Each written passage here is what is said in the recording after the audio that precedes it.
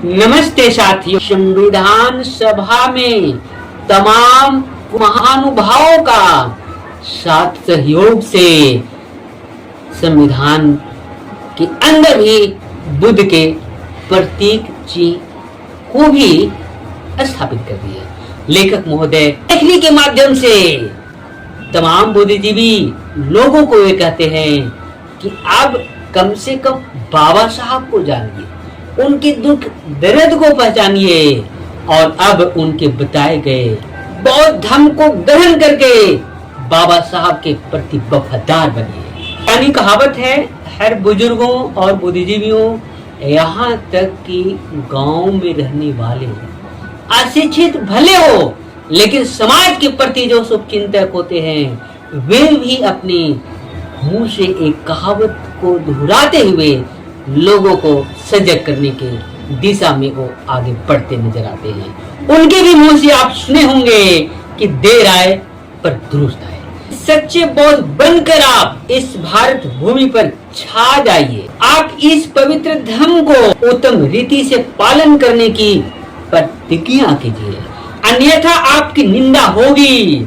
आज आप प्रतिज्ञा कीजिए कि आप बौद्ध बनकर न केवल अपना बल्कि अपने साथ, अपने देश और साथ में सारे संसार का उद्धार करेंगे। स्मरण रखिए, संसार का उद्धार केवल बौद्ध धर्म से ही होगा, दूसरा कोई रास्ता नहीं है। बाबा साहब के दर्द को पहचानिए। वाकई में क्या दर्द था, इस वीडियो मात्र देखने से अच्छी तरह से समझ सकने में आप सक्षम हो पाएंगे, ऐसी मेरी आशा और उम्मीद है।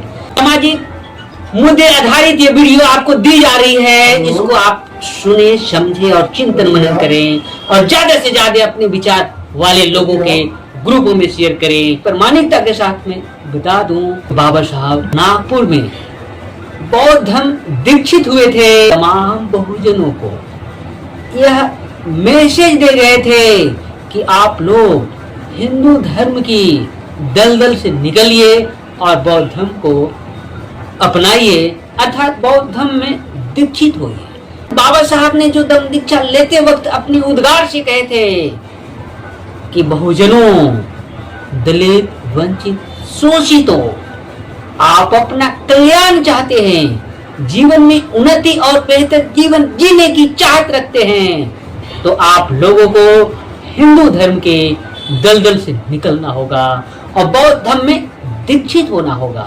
जो शिक्षित लोग हैं, जिसे बुद्धिजीवी कहा जा सकता है, वे लोग भी बाबा साहब की इस पीड़ा और दर्द भरी बातों को नहीं समझ पाए। बाबा साहब जो चाहते थे वही करना दलितों का एकमात्र कर्तव्य बनता है। फिर आए दुरुस्त आए, कहावत के अनुसार अभी भी वक्त है। बौद्ध धर्म को अपनाइए। ये बौद्ध धर्म अपनाने मात्र से आपका और आपके देश का ही नहीं बल्कि पूरे संसार के मानव का आप कल्याण करने में अपना योगदान दे पाएंगे। इस बात का उल्लेख किया गया है कि बाबा साहब ने दलित वर्ग के लोगों को, विशेषकर राजनेताओं, सरकारी कर्मचारियों एवं अधिकारियों को इस बात का आदेश दिया है कि वे अपनी आय का 20वां भाग अपने समाज सुधार के कार्य में खर्च करें। परंतु क्या वे ऐसा करते हैं? उससे भी कई एक गुना अपनी आय का हिस्सा वे हिंदू धर्म के कर्म कांडों में खर्च कर देते हैं। नमस्ते साथियों, मैं शिव प्रसाद और बुद्ध रत्न मगध विश्वविद्यालय शोध छात्र बोध गया बिहार से। अभी मैं आप लोगों को रंजीत कबीरपंथी के द्वारा लिखी गई पुस्तक मुझे पढ़े लिखे लोगों ने बहुत धोखा दिया है पुस्तक के अंतर्गत एक महत्वपूर्ण चैप्टर पर बात करने के लिए आया हूँ। वह चैप्टर है बाबा साहब के दर्द को पहचानिए। बाबा साहब के वाकई में क्या दर्द था, वो दर्द को बारे में आप इस वीडियो मात्र देखने से अच्छी तरह से समझ सकने में आप सक्षम हो पाएंगे, ऐसी मेरी आशा और उम्मीद है। साथियों, मैं आपको बता दूं कि बाबा साहब का आखिर वाकई में दर्द क्या था। दर्द मुख्य तौर पर मैं यह स्पष्ट तौर से प्रामाणिकता के साथ में बता दूं कि जब बाबा साहब नागपुर में बौद्ध धर्म दीक्षित हुए थे तो उन्होंने तमाम बहुजनों को यह मैसेज दे गए थे कि आप लोग हिंदू धर्म की दलदल से निकलिए और बौद्ध धर्म को अपनाइए, अर्थात बौद्ध धर्म में दीक्षित होइए। बाबा साहब की पीड़ा को व्यक्त करते हुए तो यहाँ लेखक महोदय कहते हैं कि बड़े दुख के साथ यह कहना पड़ रहा है कि दलित वर्ग के लोगों ने ऐसा नहीं किया और वे हिंदू धर्म में ही बने रह गए। अर्थात बाबा साहब ने जो दम दीक्षा लेते वक्त अपनी उद्गार से कहे थे कि बहुजनों, दलित, वंचित, शोषितों, आप अपना कल्याण चाहते हैं, जीवन में उन्नति और बेहतर जीवन जीने की चाहत रखते हैं, तो आप लोगों को हिंदू धर्म के दलदल से निकलना होगा और बौद्ध धर्म में दीक्षित होना होगा। परंतु ऐसा लोगों को नहीं अनुसरण करने की वजह से बाबा साहब को बहुत पीड़ा हुई, दर्द हुई, जिसको बाबा साहब के दर्द पहचानिए शीर्षक के अंतर्गत इस पुस्तक के लेखक महोदय लिखते हैं कि मुझे बड़े दुख के साथ यह कहना पड़ रहा है कि दलित वर्ग के लोगों ने ऐसा नहीं किया जैसा बाबा साहब बौद्ध धर्म दीक्षित होने के बाद अपने उद्गार से कहे थे। वे उसी हिंदू धर्म में ही बने हुए हैं जो आज भी बहुजनों को दुर्गति का कारण बना हुआ है। इस हकीकत को सामान्य दलित वर्ग तो क्या समझ सकता है, परंतु पढ़े लिखे शिक्षित दलित भी नहीं समझ पा रहा है। साथियों, ये बहुत मार्केबल बातें हैं। सामान्य दलित वर्ग की बात कही जाए तो वे वाकई में बुद्धिजीवी तो नहीं कहलाते हैं, परंतु इसी वर्ग से जो शिक्षित लोग हैं जिसे बुद्धिजीवी कहा जा सकता है, वे लोग भी बाबा साहब की इस पीड़ा और दर्द भरी बातों को नहीं समझ पाए और यही वजह है कि वे न खुद बौद्ध धर्म में दीक्षित हुए, नहीं अपने बहुजनों को बीच में गए और उनके लिए वो बाबा साहब के दिए गए निर्देशों के तहत उनके उत्थान के लिए कार्य किए। आगे बाबा साहब की पीड़ा को ये लेखक महोदय लिखते हैं, जिसे आप सुनिए। महोदय कहते हैं, इन्हें चाहिए कि वे बाबा साहब के दर्द को पहचानने की कोशिश करें। बाबा साहब जो चाहते थे वही करना दलितों का एकमात्र कर्तव्य बनता है। आए दुरुस्त आए कहावत के अनुसार अभी भी वक्त है।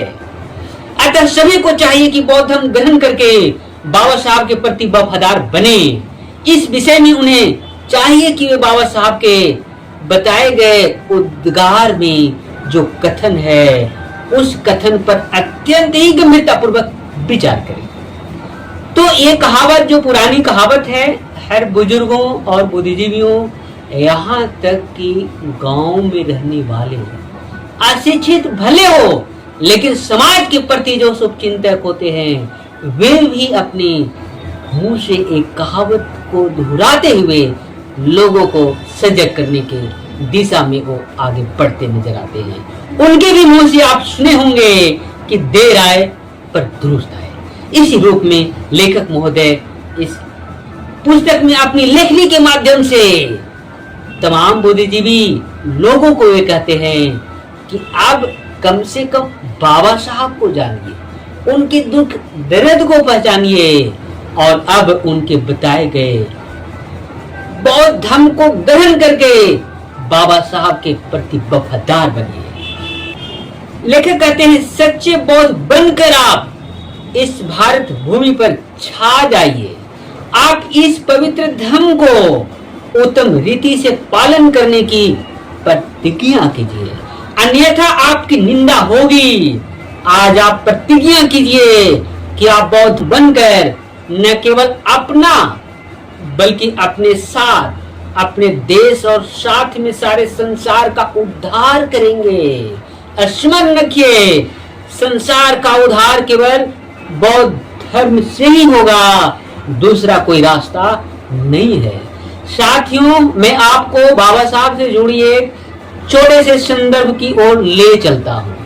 बाबा साहब जब अपनी प्रतिभा का प्रदर्शन किए थे तो उससे जो समाज में बेहतर करने वाले लोगों को बढ़ावा देने के लिए जो सामाजिक कार्य करता थे, उन्हीं में नाम आता है शाहू जी महाराज एवं उससे जुड़े हुए अन्य महान लोगों का। उन्होंने बाबा साहब के टैलेंट को देखकर उनके लिए एक सम्मान समारोह का आयोजन किया गया था, जिसमें आए हुए अतिथियों ने बाबा साहब के हाथों में एक बुद्ध की पुस्तक दिए थे। वो पुस्तक को बाबा साहब ने जाने कितनी बार पढ़े और बार बार पढ़ने के बाद वे बाबा साहब तथागत बुद्ध को समझने की दिशा में रुचि बढ़ाए। और जब उन्होंने देश ही नहीं दुनिया में और दुनिया के तमाम धर्म के पुस्तकों को पढ़कर जब भारत लौटे, तो उन्होंने पूर्ण रूप से भारत को बौद्ध में बनाने के लिए अपने आप को न्योछावर कर दिए। और वे आगे जब भारत के संविधान लिखने की बारी आई, तो उन्होंने संविधान सभा में तमाम महानुभावों का साथ सहयोग से संविधान के अंदर भी बुद्ध के प्रतीक चिन्ह को भी स्थापित कर दिया। तो इस प्रकार से बाबा साहब ने जो बुद्ध धर्म के प्रति बचपना से जो समझने की रुचि बढ़ा और देश दुनिया की जब धर्म को पढ़कर वो तमाम धर्मों को विश्लेषणात्मक ढंग से देखे, तो उन्होंने बौद्ध धर्म को ही एकमात्र मानव कल्याणकारी धर्म के तौर पर उनको सामने दिखा। और इसीलिए यहाँ लेखक महोदय कहते हैं कि बाबा साहब अम्बेडकर ने नागपुर में जब धम्म दीक्षा से दीक्षित हुए, तो उन्होंने जो अपने उद्गार से तमाम बहुजनों को जो संदेश दे गए, उसको आप लोग मानिए और बौद्ध धर्म को अपनाइए। ये बौद्ध धर्म अपनाने मात्र से आपका और आपके देश का ही नहीं, बल्कि पूरे संसार के मानव का आप कल्याण करने में अपना योगदान दे पाएंगे। आगे इस पुस्तक में जो लिखा है उसको मैं पढ़ता हूँ। इस बात का उल्लेख किया गया है कि बाबा साहब ने दलित वर्ग के लोगों को, विशेषकर राजनेताओं, सरकारी कर्मचारियों एवं अधिकारियों को इस बात का आदेश दिया है कि वे अपनी आय का 20वां भाग अपने समाज सुधार के कार्य में खर्च करें। परंतु क्या वे ऐसा करते हैं?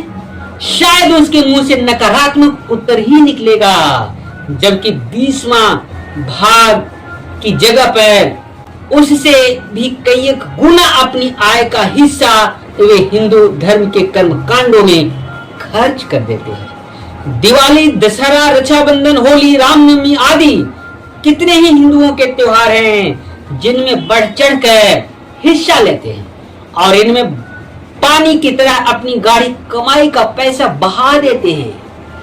परंतु बाबा साहब की जयंती या पुण्यतिथि के अवसर पर दलित वर्ग के कोई जागरूक व्यक्ति चंदा मांगने के लिए उनके पास जाते हैं, तो वे द्वार बंद कर देते हैं या फिर परिवार से कहलवा देते हैं कि वे घर में नहीं है, या फिर मिल भी जाते हैं तो चंदा देने की बात तो ठीक उल्टे उसे 10 बातें और सुना डालते हैं। यही तो है बाबा साहब के प्रति इनके द्वारा की जाने वाली गद्दारी।